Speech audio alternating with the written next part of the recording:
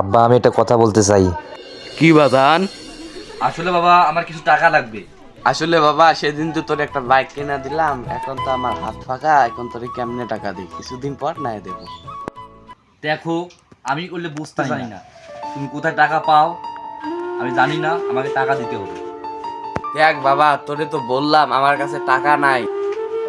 দেখো, আমার টাকা লাগবে মানে টাকা লাগবে, তুমি কোথায় পাও আমি জানি না, আমার টাকা লাগবে। বাহ, সামান্য টাকার জন্যে আজ তুই এইরকম করতেছিস?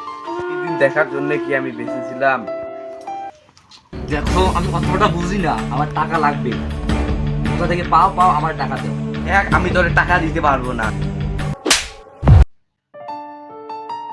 বর্তমানে অনেক ছেলে টাকার বিনিময়ে বাপের গায়ে হাত তোলে। আপনারা কেউ এই কাজটা করেন না।